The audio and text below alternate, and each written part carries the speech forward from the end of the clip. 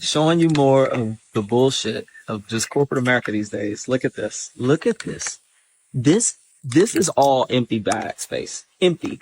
The line where you tear to open the bag's here. Look at this. This is more than 5 fingers. There is no more in there. That's crazy. Look at this one. All of them like that. Look at this. The bag is half empty. Why do you need all that space for? It's just deceiving the consumer. You look like you're getting so much and you open it and you're like, what the hell is this? Okay, last one, I promise. Look at this big old bag of tortilla chips. You ordering it, right? And you're like, can't wait. I got my queso at home. I'm gonna dip. I'm gonna eat this one. Watch the Cowboys. Man, you open this bag, you find out then you realize that the chips cut off right at this line. There is no more chip. That's it. Look at it. This is all. You open a bag of crisps, half air. You grab butter, suddenly 200 grams instead of 250 grams. Toblerone with Grand Canyon gaps. Pringles stacked like paper. Smarties the size of mouse droppings. They keep the price the same, or raise it, while the product disappears right in front of you. This is shrinkflation on steroids in 2025, and tonight we've got the receipts, the side-by-sides, and the most shameless examples yet.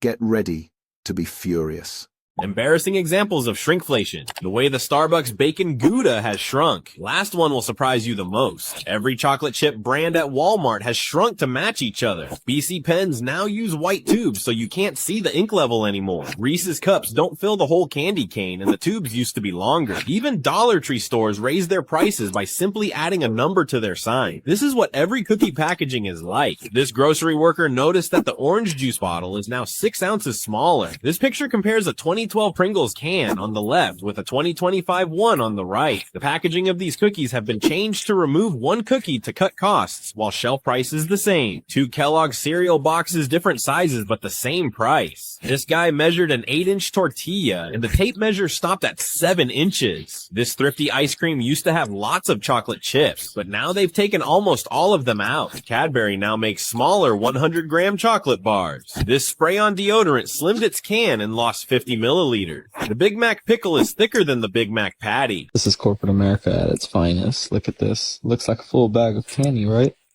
Let's look at that. Stops right above here. If you fill it, it's like basically completely empty. I mean, not completely, but halfway empty. All of this is just nothing. Insane. While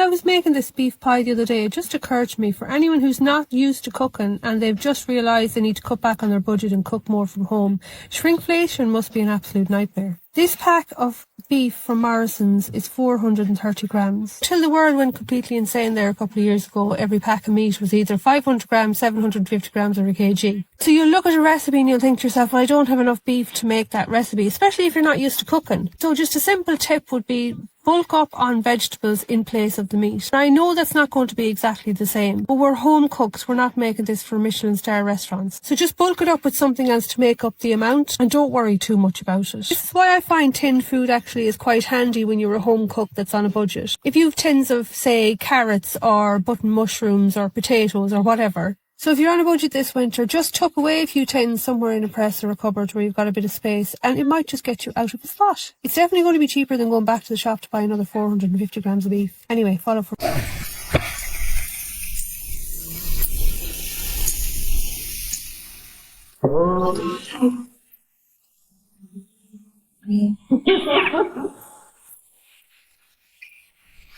Ghost says,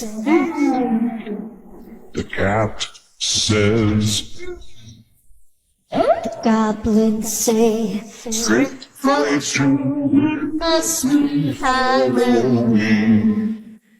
The wolf howls, the wind blows.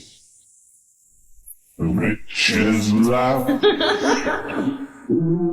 Must be Halloween. There's a massive scandal brewing in the world of butter, and you need to keep your eyes peeled next time you're in the supermarket. They've changed the sizes. Yeah, that's a little bit bigger. Because there's been some subtle changes and it's easy to get caught out. For a long time now, butter's been sold in 250 gram blocks. They used to be half a pound, which is about 215 grams, I think. But decimalisation happened and 250 grams has been the standard for a long time. We rely on that measurement. And then came the Cosy Lives and shrinkflation. And now butter is all over the place. During the Cosy Lives, the price of milk skyrocketed by about 70%. Now, butter is made from cream, which means you actually need a lot of milk to get the cream off the top to turn that into butter. So butter is an expensive byproduct of milk production. Lurpak infamously became an icon of how expensive food had become. Believe it or not, the dairy sector is actually very competitive. Firstly, farmers don't get paid very much money for milk, but some of the big dairies simply don't make much money either. And now we're seeing that a lot of companies are cutting the size of a block of butter from 250 grams to 200 grams. I can hear you all saying, classic shrinkflation and the price is staying the same, right? Well, yes and no. Tesco, Ocado and Sainsbury's have shrunk the pack size, but they have kept the price per gram the same. Asda and Waitrose have kept the pack price the same whilst reducing it to 200 grams, meaning the price has actually gone up effectively by 25%. Lidl, on the other hand, have stuck with 250 grams and the price hasn't changed. All right, I need someone to explain this ketchup dilemma I found at the grocery store. Here, let me show you. This 14-ounce bottle of ketchup, $3.89. This 20-ounce bottle for $3.69. It's literally cheaper to get more ounces, and they're the exact same. Someone explain that. I would love to explain what's happening there. So basically, when a company wants to shrink something down, sometimes they will leave the product side by side on the shelf at the grocery store or near each other so that you see the small one and the large one and say, I'm definitely going to get the bigger one. It's a much better deal. But subconsciously or consciously, you clock the price of the small one so that that seems like a normal price rather than the large one, which has always been that size and has always been that price. That seems now, instead of normal, it seems like the better deal, the better value. And then that normalizes the small size price as the normal one rather than the good deal or the better option. So later, when you go back and the larger one is not there, instead of getting angry and thinking, these companies keep shrinking everything, then you think, I'm so glad I got that larger one of the better value while I still could.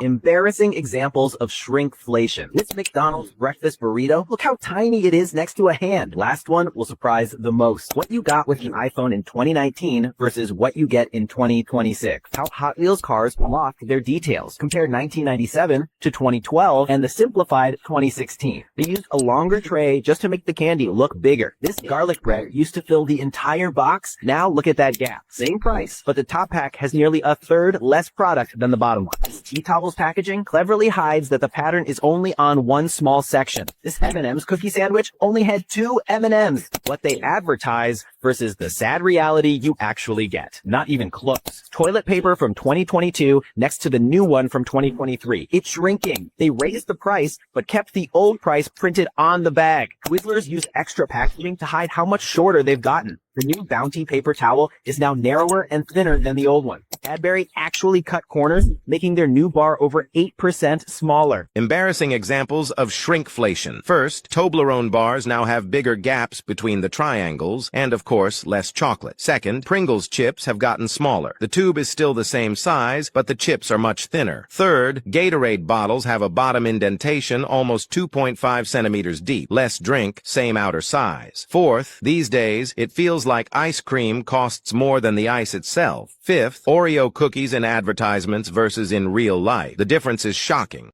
That's it. You know that inflation and shrinkflation have reached an all-new low. When, and by low, I actually mean high. It's bad. It is so fucking bad. They've shrank the fucking Smarties. I'm sorry. This is the cheap candy, the shit that we would always get at the bottom of our bags when we were a kid. Even these rolls are tinier now. The actual fucking candies are tinier now. This shit is so cheap. These are the cheap candies. And they're like 40% smaller. The fuck? We are back again, and today's guilty party is Nestle Bar 1. So up to very recently, these used to be 55 grams. You'll even spot it online. Most shops haven't even updated their websites yet. And of course, when shrinkflation is involved, Checkers always seems to have a great sale on it. So these would be 3 for 36 Rand. Yeah, so we are already 3 grams down, and when we weigh it, we are down to 45 grams, and that is packaging included. So, yeah, thanks Checkers for another great deal, and thanks Nestle Bar for ripping us off. So there it is. They shrink the chocolate, the chips, the butter, even the bloody Smarties, and somehow expect us not to notice. This isn't inflation anymore. This is daylight robbery. Tell me in the comments, which one pissed you off the most? Smash like if you're done being ripped off, share this so everyone sees how bad it's got, and hit the bell because next week we're naming the worst offenders of 2025. Thanks for watching. Stay angry, stay loud. I'll see you in the next one.